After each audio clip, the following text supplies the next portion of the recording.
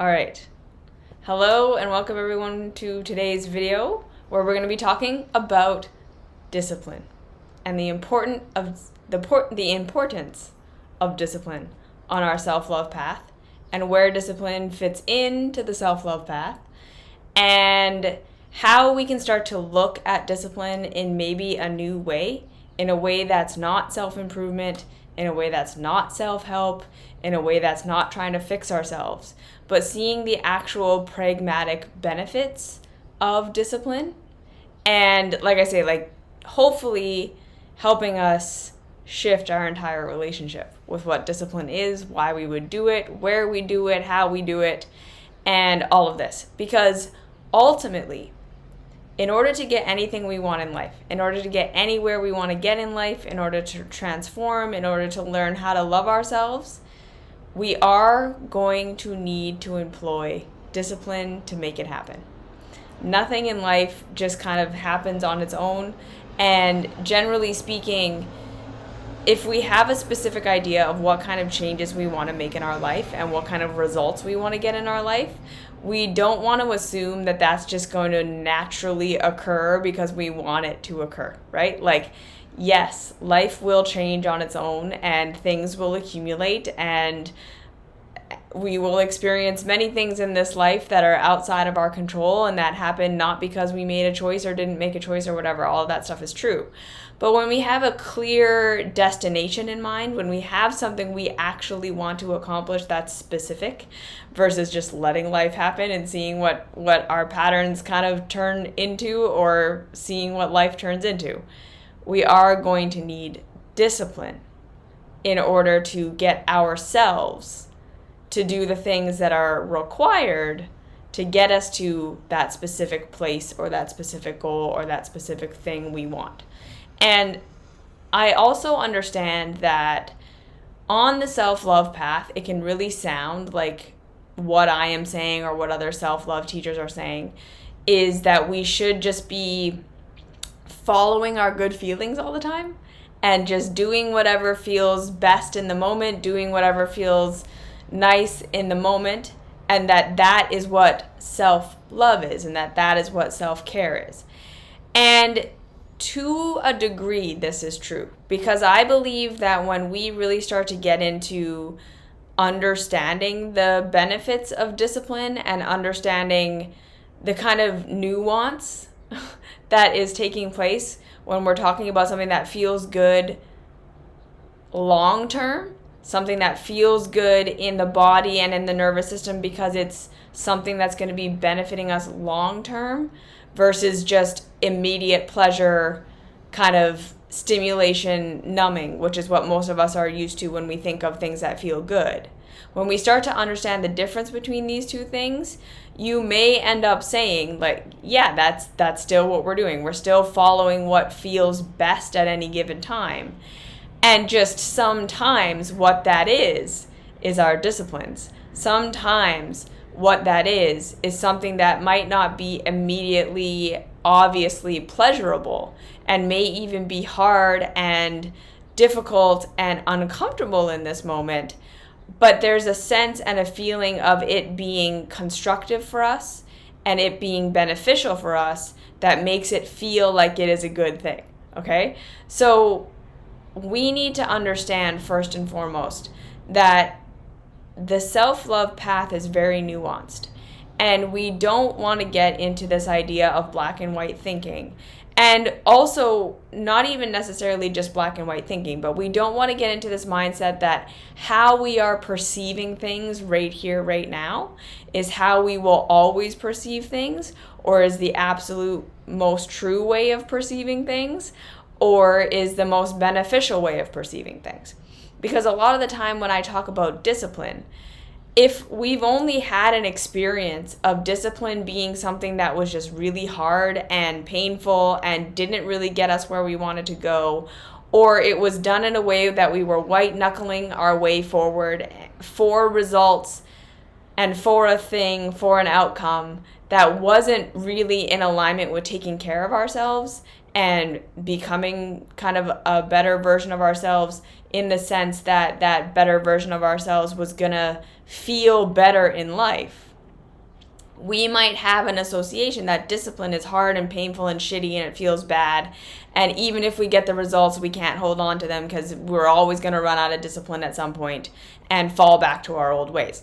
So when we think of it that way, then yeah, it doesn't sound very self-loving to be disciplined. And it doesn't sound like it aligns with the rest of the self-love teachings, which are all about taking care of yourself and being kind to yourself and not pushing yourself and not doing the hustle and grind thing and all of that. But that perspective isn't the only perspective of discipline that exists. Okay? And again, I just really want to make it clear that as we get on this path of self-love, our relationship with our goals and what we deem important and what we're going to pursue in this life is going to change, right? So the very foundations of starting a discipline because you're trying to become likable or you're trying to become lovable or you're trying to earn your value or your worth or your goodness, or you're doing it for some other self-improvement reason, for a societal reason, then, like I say, I think doing disciplines from that place is pretty much always going to lead to pain because we're not really seeing what we actually want. We're not going to really understand the pragmatic outcomes of our actions.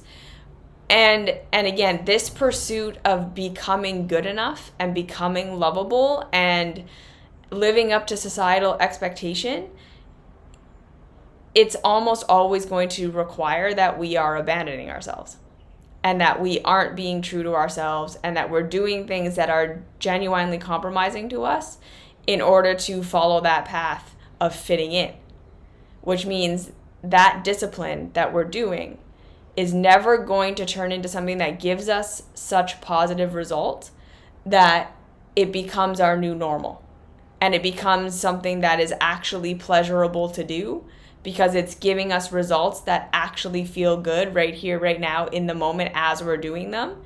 And like I say, it's movements and things that we're doing that actually fill us and fulfill us as people. When we're doing our disciplines from a place of self-love, we're doing our disciplines from a place of self-awareness and self-knowledge that we want to grow into more of ourselves. We want to become more of what is true to us versus trying to become someone or something that other people would approve of. Yes, so it's the difference between growing and maturing a part of yourself that actually exists. Yes, like a characteristic you actually have and a skill set you actually have and that you actually care about. And using discipline to help you grow into that and to expand into that and to learn more and become more proficient and have a better experience of that thing that actually exists within you versus trying to get rid of a part of yourself or trying to, make a part of yourself exist that doesn't exist in the hopes that this will make other people love you and other people accept you. And usually what we think is going to happen there is then they will provide for you and they will care for you and you will have this perfect, loving, ideal childhood situation, which is a lot of the time why we are doing what we're doing in terms of trying to fix and change ourselves. Yeah, so the difference between discipline to actually grow a thing that is genuine to you and to learn skills that are important to you and to build a life that matters to you versus using discipline to try to make yourself good by other people's standards, we can see right off the bat, those are going to be two very different experiences that have two very different outcomes. Yes? Okay. So again, like with my mystery school and everything that I have in there, we want to understand that whole curriculum, the whole 3-year, almost, it'll be 4 years now, or I'm working on a 4th curriculum. So if you're in there, there's going to be another one after this one finishes in January. It requires a lot of discipline.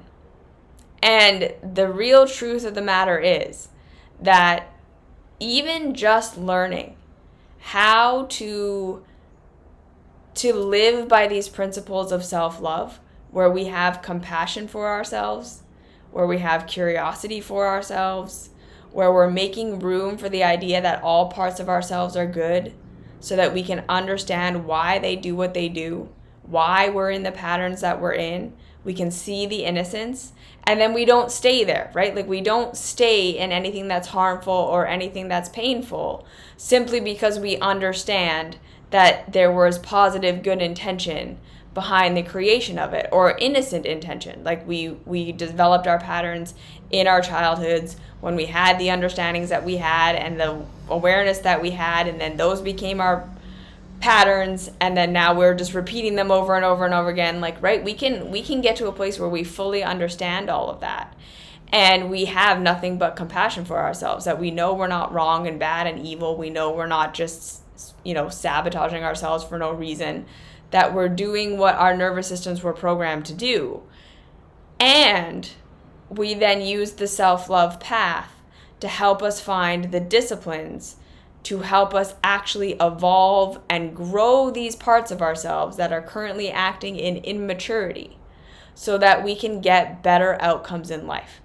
And that all requires a lot of discipline. It requires a lot of discipline to get out of just constantly perceiving ourselves as horrible and negative and thinking we need to fix ourselves and that we're broken. It takes a lot of discipline to understand what our patterns are and where they came from. It takes a lot of discipline to love ourselves safe enough to be able to start to shift our habits and shift our patterns in ways that will be beneficial for us, and not just falling into the black and white thinking of like, well, if my patterns came from innocence and it's not that I'm bad, it's just that I'm doing what I was trained to do, then I should just stay this way forever. We don't want to get into that black and white thinking, right? Like, we still want to look at pragmatic outcome of our actions and say, okay, I can see that what I'm doing is innocent. I can see that what I'm doing comes from adaptation from my childhood and adaptation from as I was growing up, and me just trying to get my needs met in the only ways that I knew how when I wasn't aware of my needs. And I can see all of that. But at the same time, I can also understand that the way that I'm doing things isn't working for me, in the sense that it's not the best way that I could be meeting my needs. It's not the best way I could be communicating. It's not the best way I could be perceiving myself and others. And so I want to grow and I want to change because I want to feel better. I want to grow and I want to change not because I was wrong and bad and shameful and horrible before, but because the way that I was trained up and the way that I have my patterns to do things aren't giving me the best outcomes I could get. Right? And all of this requires a lot of discipline. It all requires a lot of effort and energy and focused intention that we are going to shift from the way culture has us view ourselves, and that we are going to grow our perception and get out of our black and white thinking and become more complex. That is hard work. It is not easy.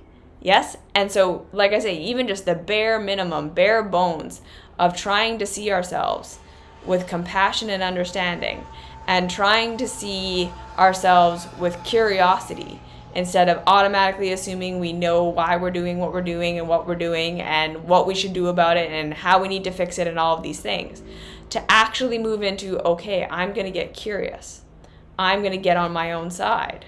I'm not going to throw myself under the bus. I'm not going to assume that I'm evil and wrong and bad and need to be fixed. I'm going to start to look for the roots of my patterns and the positive intentions behind what I'm doing and all of these things. That's hard work, yeah? But it's worthy work, and it's a discipline that we do because we love ourselves. Do you see what I'm saying here? Because the more we are able to be on our own side, the more we are able to be compassionate, the more we're able to be curious, the more we're going to be able to shift our lives in ways that feel better for us. Okay? And that phrase right there, I want to do what I'm about to do because it's going to make life feel better for me, that should be at the root of all of our disciplines. That should be what is the root intention of every effort we put in to try to change or alter our way of being. So when we can start to get on the self-love path, which is telling us that yes, I'm probably going to need to change, and I'm going to need to grow, and I'm going to need to shift things if the way that I'm living life right now doesn't feel amazing, or it doesn't feel good to me, or there's perpetual habits and ways of being that don't give me the results that I want in this life.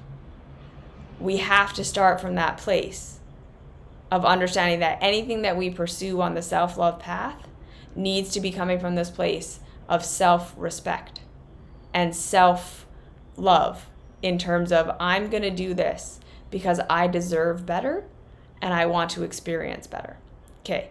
And then the next thing, and this is going to be the thing that I think is the hardest part of determining what disciplines we should do and what disciplines are things we shouldn't be pursuing.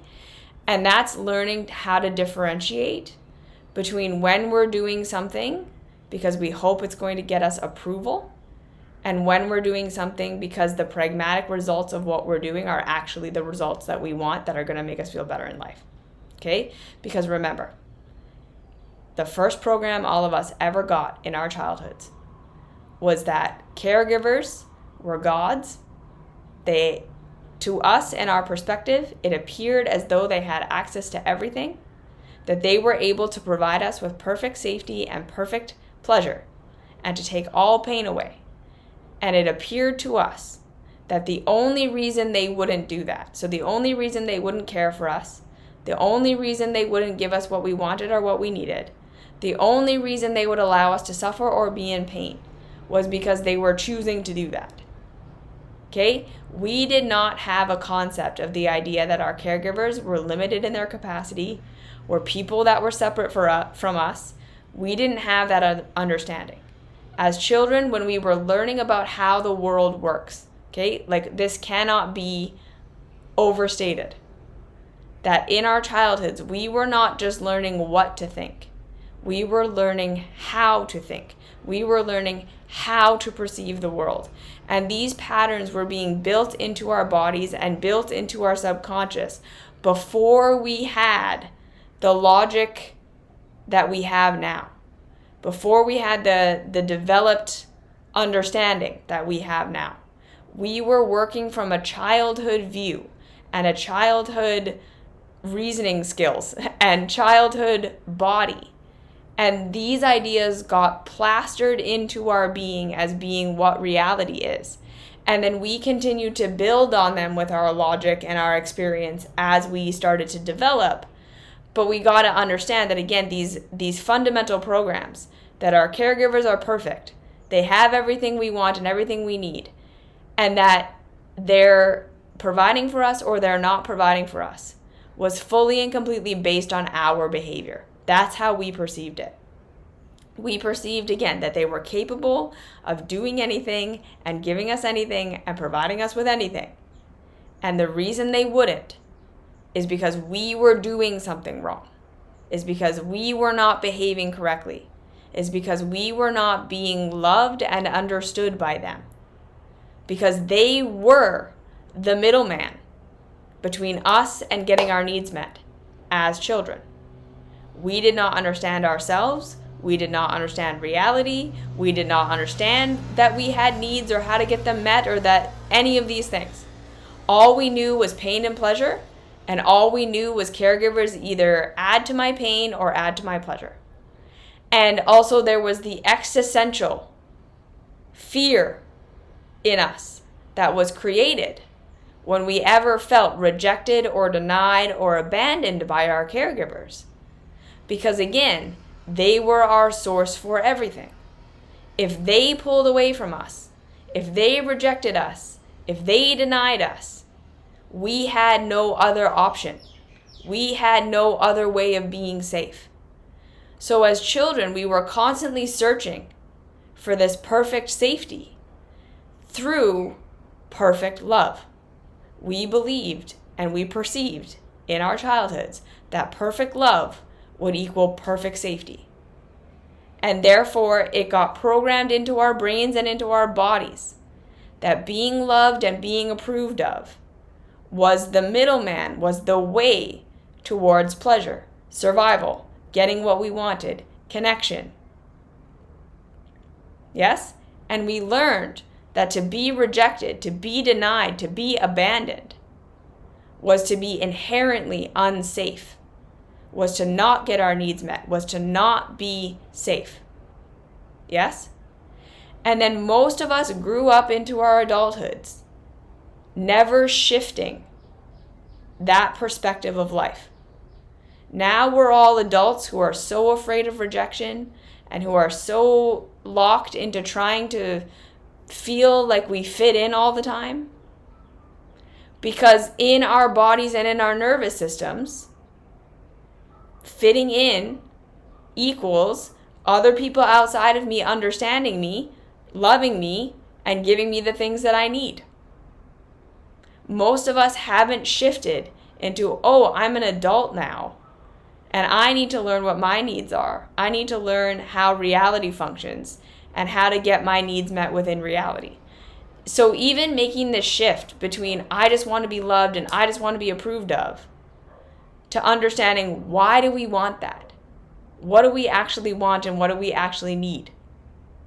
A lot of the time, if we really think about it, it's going to be like, I want to be loved and I want to be approved of because I want to eat and I want to have shelter and I want to have clothing.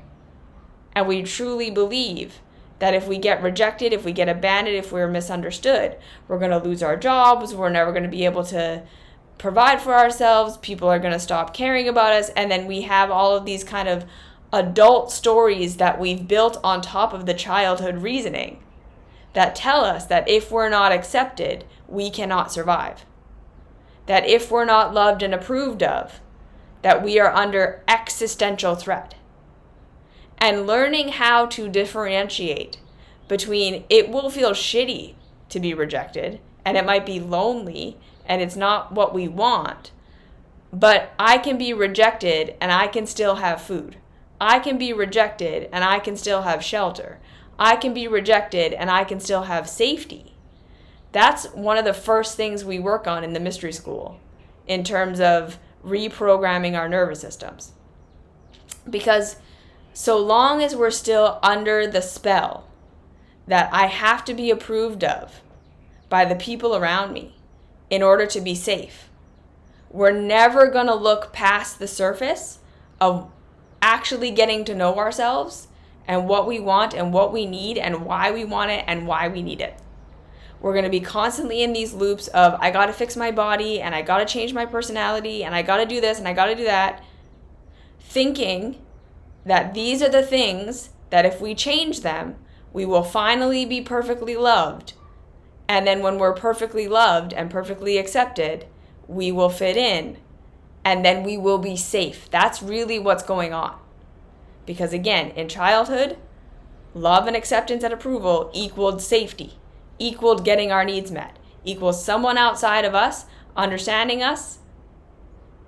They understand our needs, they understand our wants, they have all this awareness of us, and they meet those needs simply because we performed whatever they needed us to perform so that they would approve of us.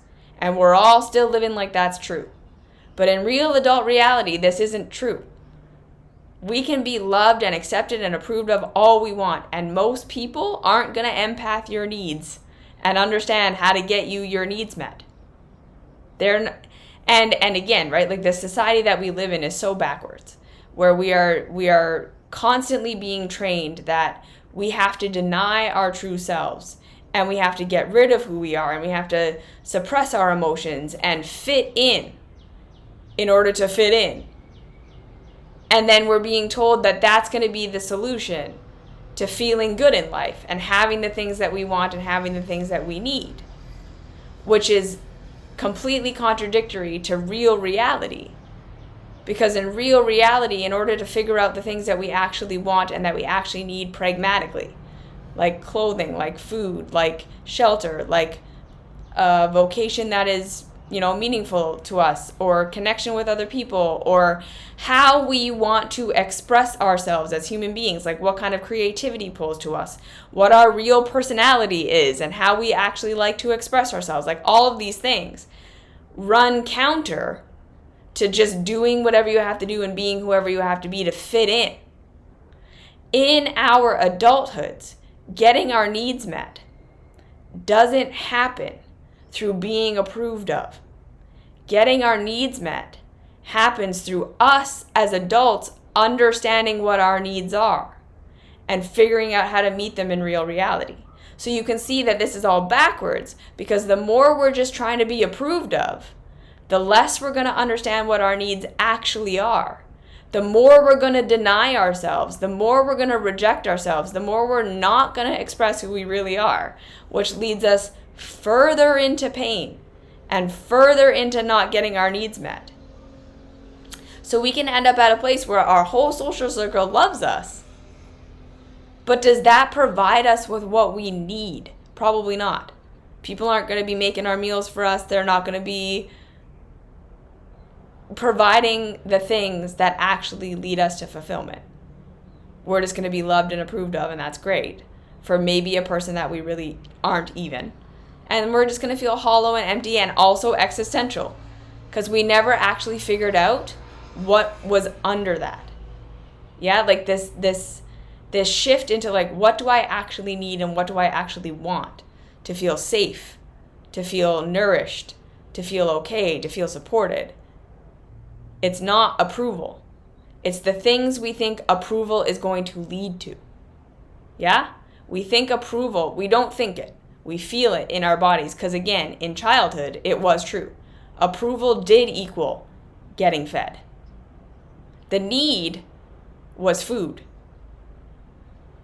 Approval was just the middleman, because we needed someone to love us so that they would empathize with us, so that they would understand that we were hungry, and then they would get us food, and then they would give us food.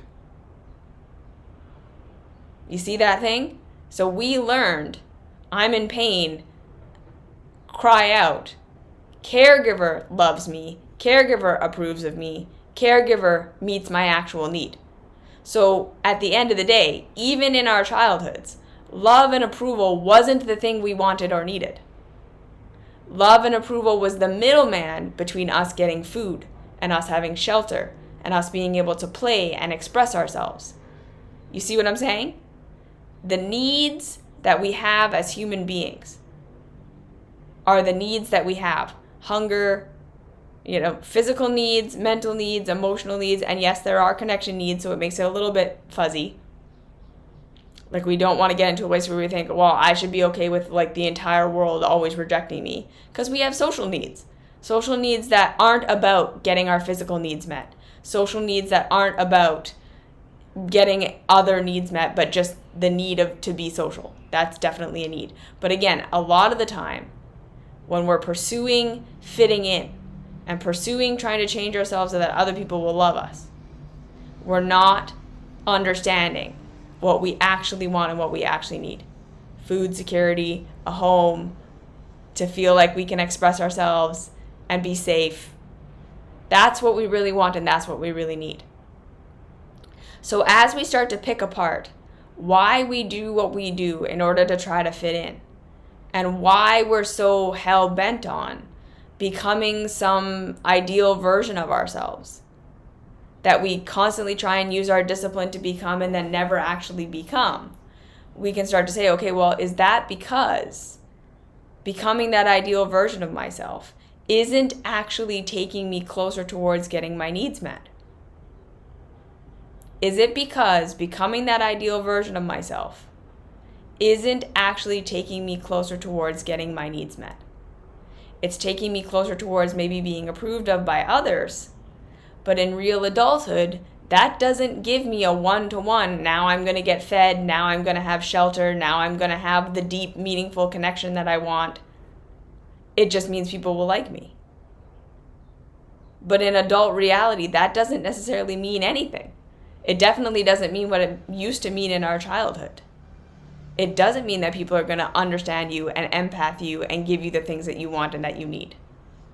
Approval now can oftentimes, like I say, be something that even takes us away from getting our needs met, because we have to abandon and deny ourselves, and we're doing all this work to try to become acceptable and approvable by society standards, which is distracting us from figuring out what we actually want and what we actually need and what would actually pragmatically make us feel better. You see? So that's why I'm saying I understand that figuring out, why am I doing what I'm doing? Am I doing my discipline because I really believe that if I become this person, I'm going to be loved perfectly and therefore have a safe life? Because that's the first program we ever got. If I become acceptable, if I'm loved, I will finally have the perfect safety that I've been seeking since childhood. Or am I doing it because I am starting to understand my actual adult self? I'm starting to understand that there is no perfect provision in life, that there is no getting to a place where we have perfect safety and perfect love. And I'm doing my disciplines because they actually lead me to a space where I'm able to meet my needs in real reality better. Am I trying to change myself so that I will become approved of by others in the subconscious hope that that's going to give me perfect safety and perfect provision? Because that's what my nervous system learned in my childhood? Or am I doing my disciplines because I'm starting to get to know myself? I'm starting to get to know my actual needs, what I actually want, who I really am. And I'm trying to set up a life where I can get my needs met and I can express myself more authentically and I can feel better in the way that I live. And then we can start to understand that in doing this, a lot of the time, we will start to understand why we have our coping mechanisms, why we have our numbing, why we have our self-sabotage, why we have all of that. Because again, we were just trying so hard to change who we really were, to change what we really felt, to change what we really wanted. Because we got programmed that those things get us rejected. And so we've been trying and trying and trying and trying to become this thing that we think we need to become in order to be loved. And in doing that, we were in pain because it wasn't authentic to us. It wasn't real. It wasn't really getting our needs met. And so we were in pain. All of this, to see all of this, to become disciplined enough to question, okay, am I doing my disciplines because they give me a pragmatic outcome that actually improve my life, whether anyone sees it or not, whether anyone ever notices or not? Does it make my experience of being alive better from my internal actual experience? Or am I doing it because I'm hoping that when I do, I will be more lovable and more approved of by others outside of myself? And that kind of radical self-honesty, like I said, requires a lot of discipline. Okay, so right, when we're trying to determine what kind of disciplines we want to have in our life, that's the first question I want you to ask yourself. If I already felt like I was lovable, because again, remember, to our bodies and to our brains, being lovable equals that we're going to be safe. This may not be true in real reality, but that doesn't matter because our nervous systems aren't working with real reality. Our nervous systems are working with programming. So when we believe that we are perfectly loved, we automatically feel safer. We automatically feel like we're going to be okay because in childhood, being loved did mean that we were going to get our needs met. Or at least that's how it was perceived to be for us.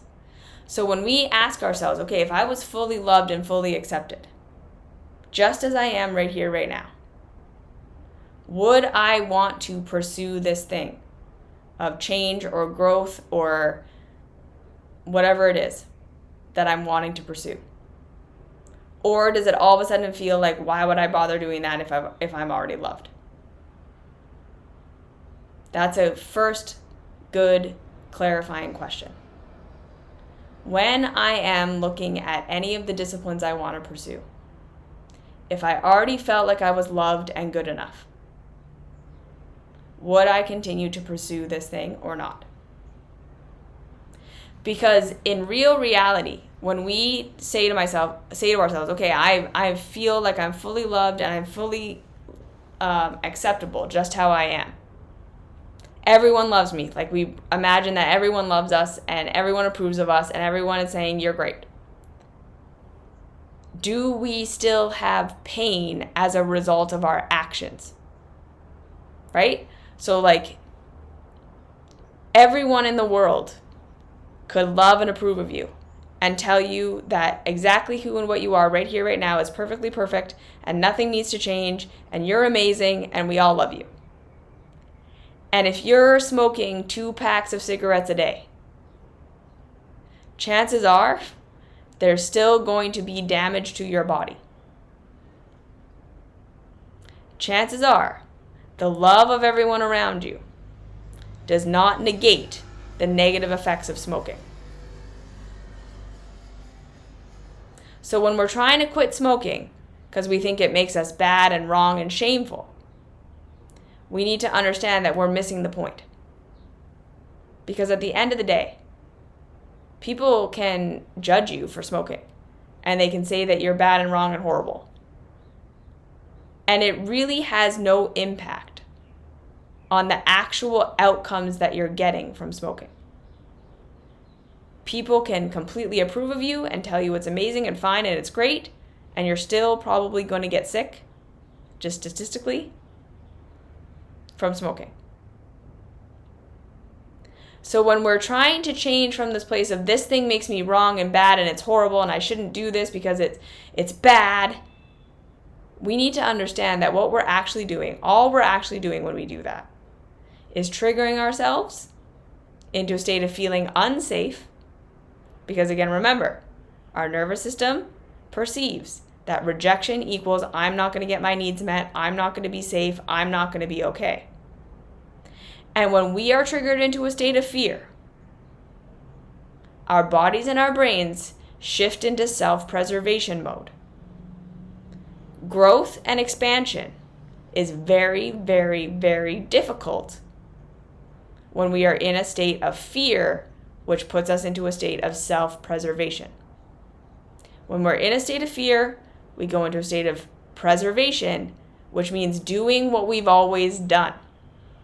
So when we're trying to change a habit and we're telling ourselves, I need to change this habit because it's bad and wrong and shameful and makes me guilty and horrible, we are triggering ourselves into a state of feeling rejected, which automatically puts us into a state of fear, which automatically puts us into a state of self-preservation, which automatically puts us into a state of repeating our patterns.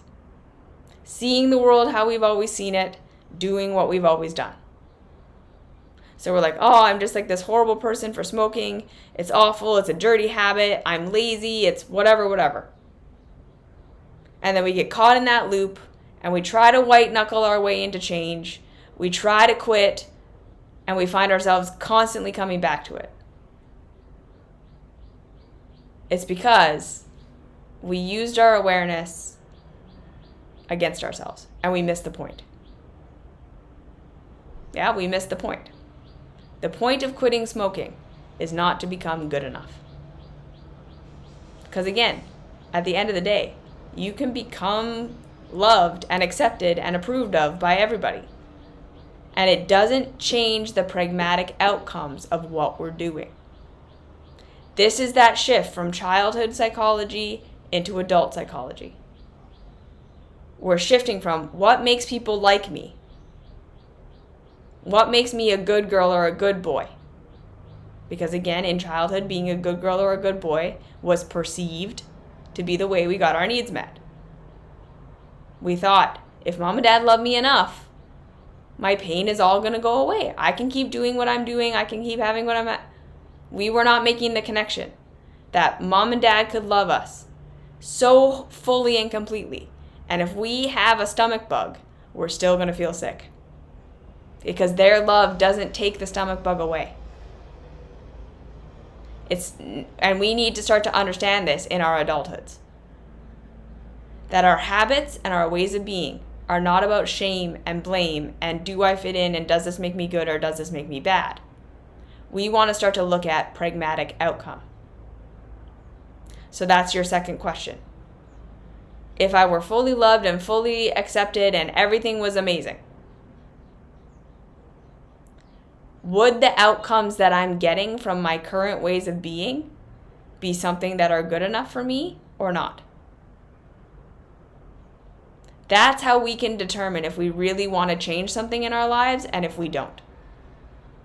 If I already felt like I was loved and good enough and everyone was going to love me and accept me for the rest of my life, if I continue to do this habit, does it still cause me pain?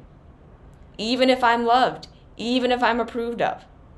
And I've worked with this with a lot of people on the self-love path, on this healing path with one-on-one coaching and in the mystery school, of really getting them to see that a lot of the time, like sometimes people are in a place where they're really trying to convince me that what they're doing is right and what they're doing is perfect and what they're doing is working, even though the results they're getting are not good results.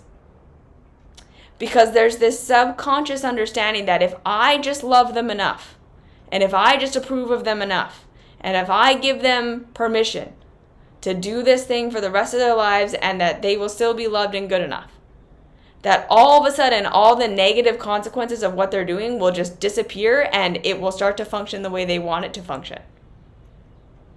And people don't really see that this is what they're doing. People are genuinely in pain because they're smoking.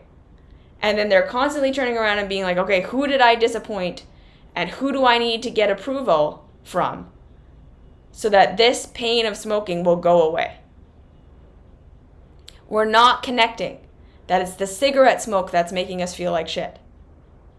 We keep thinking it's because everyone's mean to me that I'm smoking. It's because everyone rejects me. It's because everyone judges me. If everyone would just be nice to me, this would be fine. And again, we're not consciously thinking that, but a lot of the time that's really what we believe in our core. That the reason we're in pain and the reason we're not getting the results that we want is because we're being rejected. Instead of being like, whoa, whoa, whoa, whoa.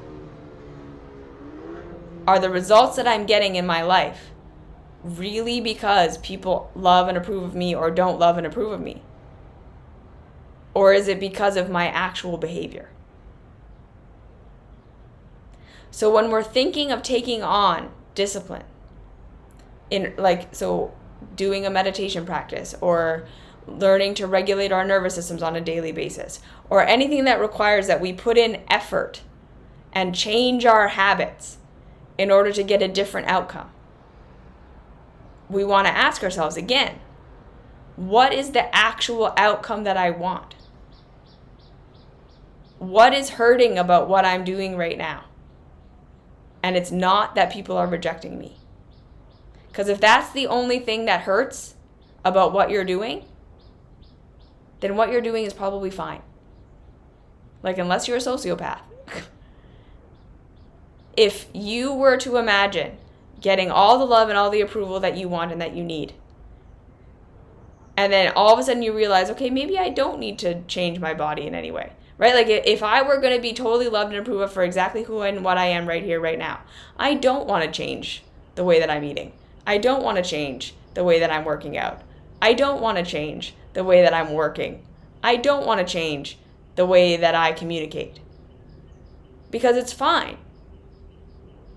Right? That's the first awareness we want to come into. Am I just doing these disciplines because I'm hoping that one day it's going to make me likable and lovable? But in real reality, the results that I'm getting from what I'm doing are fine, and I don't need to take on another discipline. Yeah? Or is it, if I were fully loved and fully accepted and fully how I want to be, it still doesn't feel good the way that I eat. It still doesn't feel good the way that I communicate. It still doesn't feel good the way that I work. That's when we want to say, okay, now that's where I want to implement a discipline. On the self-love path, we are taking on disciplines because of pragmatic outcome desire, not because we want to be approved of. This is the thing, because again, approval is no longer the middleman between us having what we actually want and what we actually need and not. And again, this is a really hard thing for us to understand a lot of the time. So when we start to get into our discipline, so like if you're going to take on a meditation practice, you're going to take on a movement practice, you're going to take on some form of self-care, we really want to make sure that we're doing it from a place of like, okay, what do I get out of this? What benefits do I get from this discipline? How does this discipline improve my day-to-day lived experience? Even if no one ever saw it, or ever knew that I was doing it, ever approved of it or disapproved of it, what are the actual pragmatic outcomes in real reality? That's what we want to be asking ourselves when we take on a discipline. Because the second we're taking on a discipline because we should, or because it's good, or because it's the right thing to do, or because other people would like it, we've lost the plot. We're disconnected from real reality. We're moving from a place that is likely not going to be carrying us where we want to go. This is what we have to understand. The second we are moving from should, this would be good, this would make me good, this would make other people approve of me. That's not a discipline we want to do, or that's not the place that we want to move from in our disciplines. We want to look at pragmatic outcome. What does this discipline actually do for me? What kind of results does it give me in my life? And then as we take on the discipline, as we start to make it a part of our daily life, we have to understand that we are gonna mess up. We are not going to be able to be perfectly consistent. We are not going to be able to do it perfectly perfect. And when we're coming at disciplines from a place of self-love, we can make room for that. We can say, okay, yeah, I missed today. No problem. I'll pick it up again tomorrow. We can say, yeah, okay, I missed this week. No problem. I'll pick it up again tomorrow. We can just notice the difference. Okay, so how did it feel to not do it for a while versus how it feels to do it?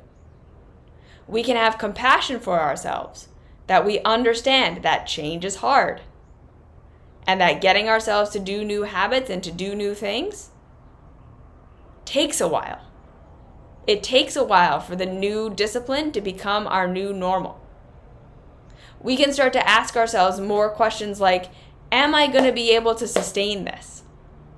Or am I just putting in all this white knuckle energy right here, right now for 30 days or 60 days or 90 days, thinking that that's going to change my life, when really I'm just going way past what my nervous system is really ready for?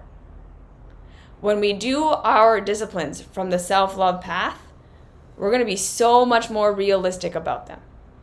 When we do our disciplines from the self-improvement path, when we miss a day or we miss a week, we think, oh, I fucked it up, I may as well not bother.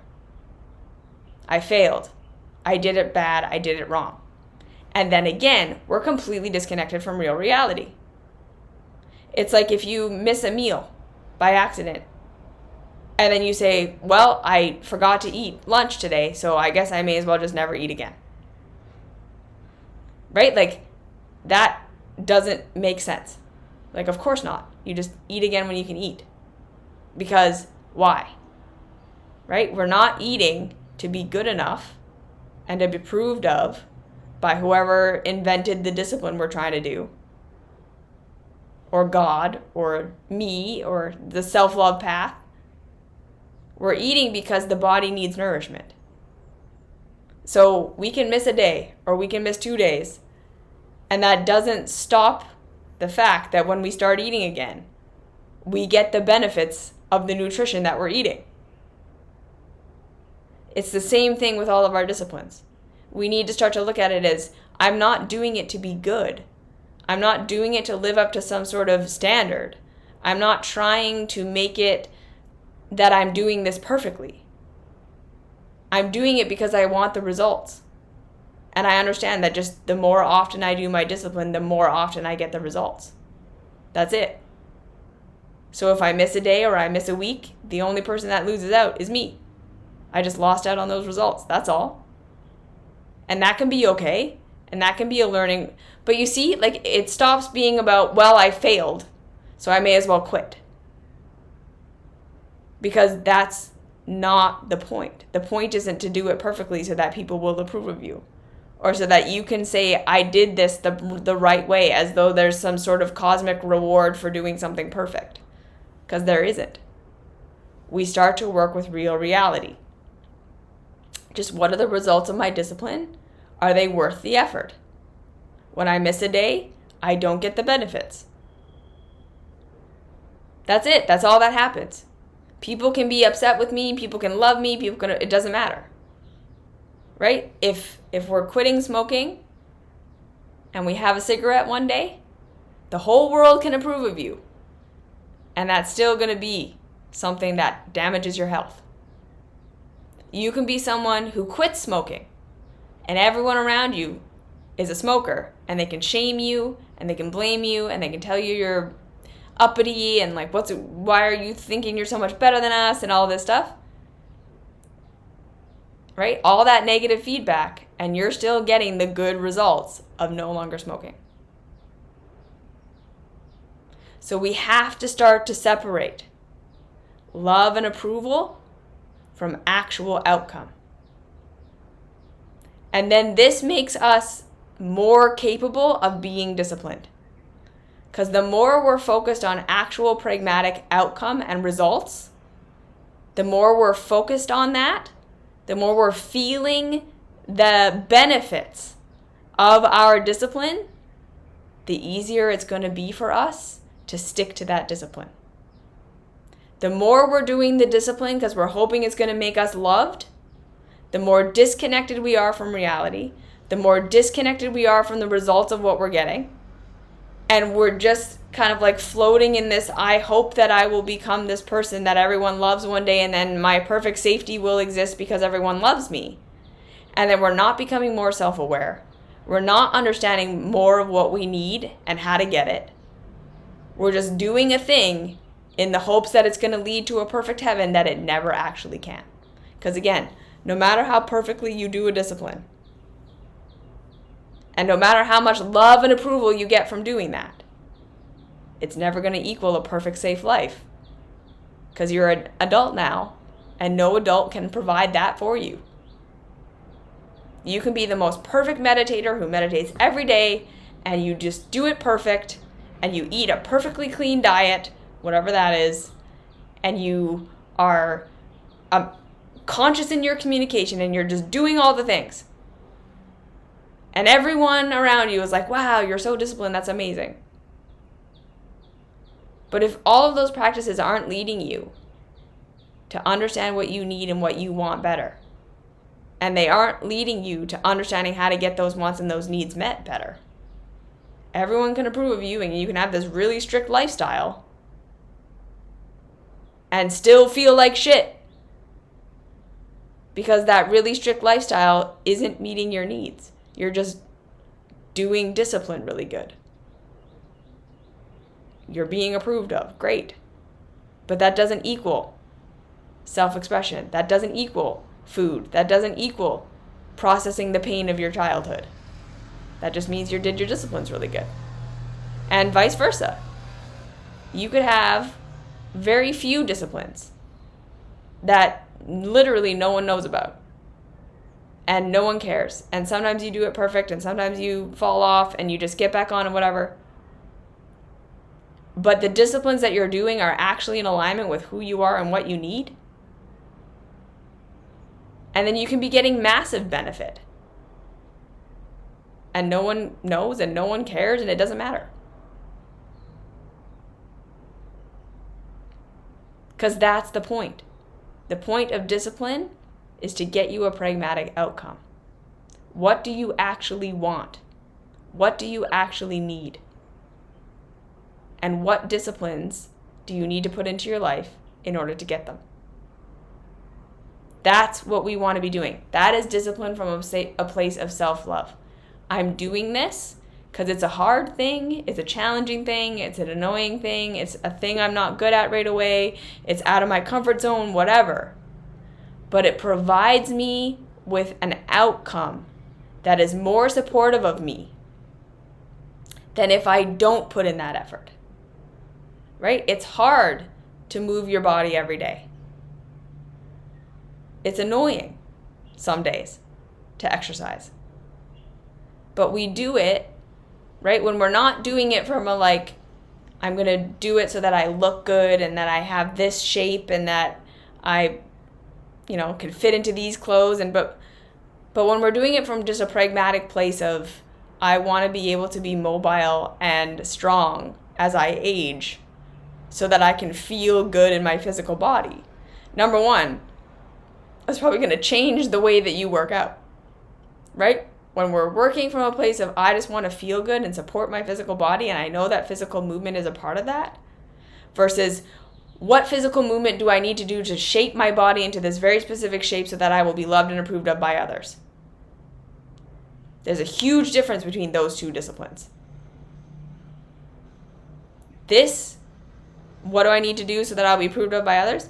Sure, right? You can diet your way down into like a perfect looking body and be very unhealthy and be unhappy and miserable, and people like you and approve of you and you get a lot of likes on Instagram, but it doesn't meet your needs and it makes you feel terrible. So you're putting in all this discipline, but it was for a reason that was outside of reality. Because no matter how much people love and approve of you, it's not going to make you feel good if what you're doing doesn't make you feel good. Versus doing the things that are kind of uncomfortable and hard or whatever, because overall it makes you feel good. Whether anyone approves of it or not, whether it gives you a physical body that people like or a shape that people approve of or whatever, but you're doing it because it feels good. It feels better to do these things than to not do these things. You're going to have a much easier time sticking with this path. And it's actually going to be nourishing for you.